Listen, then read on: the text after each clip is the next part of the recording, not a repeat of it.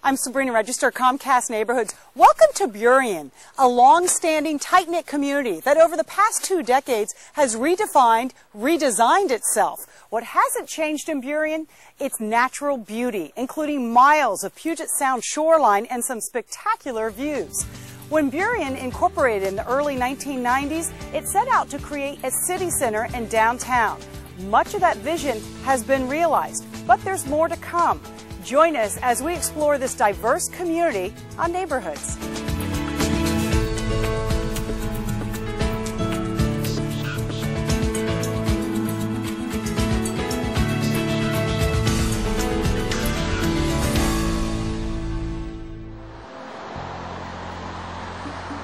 Burien has a well-kept secret that we're about to divulge.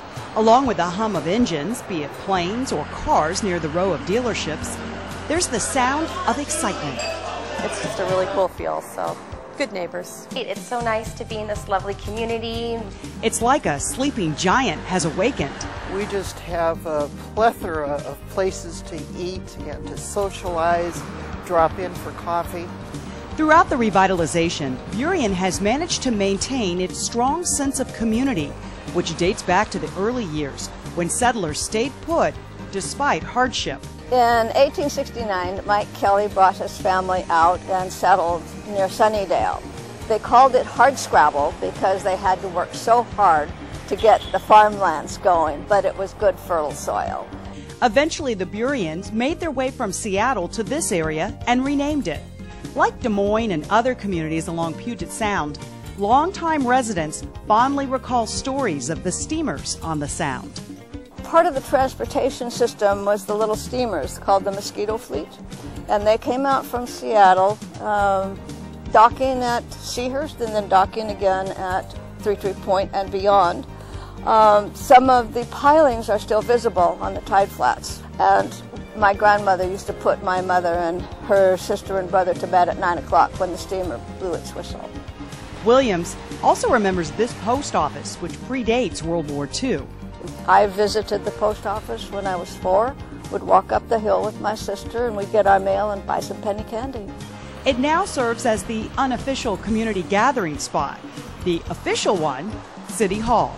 The condos and their redevelopment, City Hall being on Main Street with the library, which is an extremely unusual partnership. The redevelopment has breathed new life into Old Burien. You have to come here because it is the coolest neighborhood street on earth. I mean, we have the Tin Theater and the little bars and the restaurants, a new chocolatier, we have a new tea shop. There's just everything you need right here on our street. One of the oldest merchants in Old Burien, Aussie Pie Bakery, where they make from scratch meat pies. When I first moved here, I really missed the food from Australia, and there was nowhere that made a good meat pie. Wood perfected his pies for neighbors and friends and eventually made a business of it. 14 years later, and his line has expanded, with his whole puff pastry sold in grocery stores like Whole Foods and QFC. So what to choose when you're here? We do have a crowd favourite, and it's the beef, potato and cheese. It's a really rustic pie. It's got beef on the bottom, then potato, and then cheese, and the cheese is cooked on the top. It's a real man food. Of course, I had to learn the proper way to eat a pie. So you have like half the pie hanging out the bag as you're holding it. There you go, just pop it in there. Okay. Oh. There you go, perfect. Okay. Just like that. And this is beef and mushroom. Yep. Good on you, mate. Look, there you go. You're an Aussie. Delicious. Burien has you covered if you're seeking a sweet. Grand Central Baking Company has mouth-watering cookies and pastries in addition to soups, salads, and sandwiches. And there's a newcomer in town. Business is going great. That knows chocolate. So my mom is a chocolatier. She apprenticed when she was about 23 in France and learned pastry and chocolate along the way. So she's been doing chocolate for the past 20 years. And that's where she shines.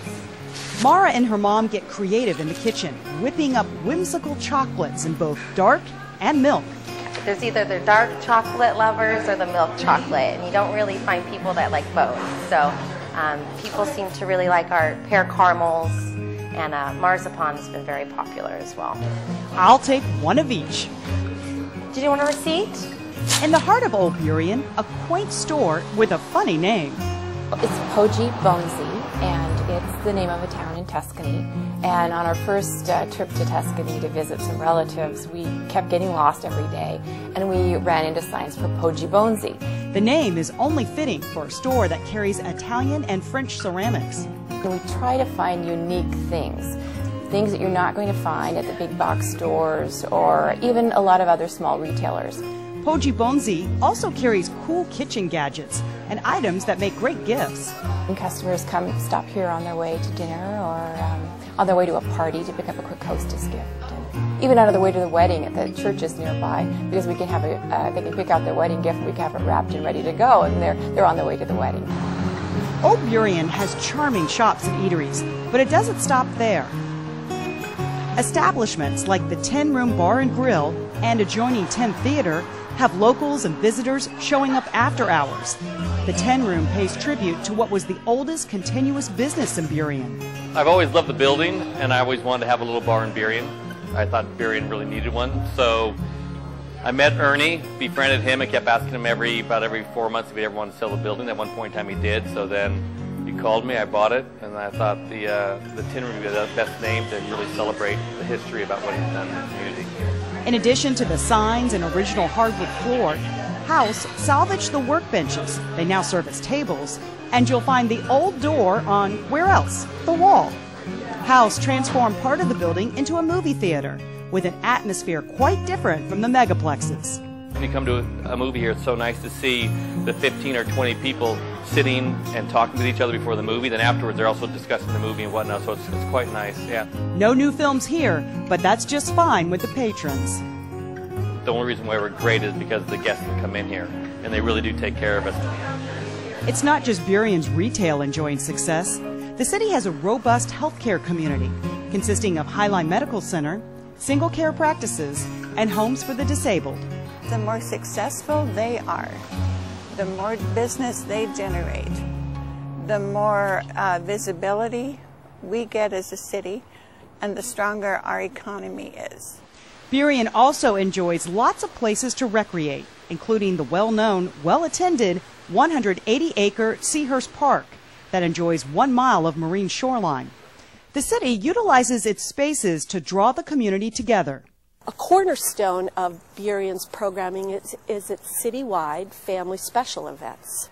And those are offered throughout the year, often free of charge. So they can range from our Wild Strawberry Festival to outdoor music and movies in the park, to Daddy-Daughter Valentine Days, to our Empty Bowls program. And the community loves to turn out and celebrate with each other for those activities. So the secret is out. There's excitement and energy. It feels so amazing. I don't want to be anywhere else.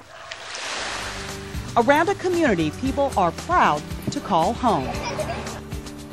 It is the kind of community that you would want to raise your family in. For Neighborhoods, I'm Sabrina Register.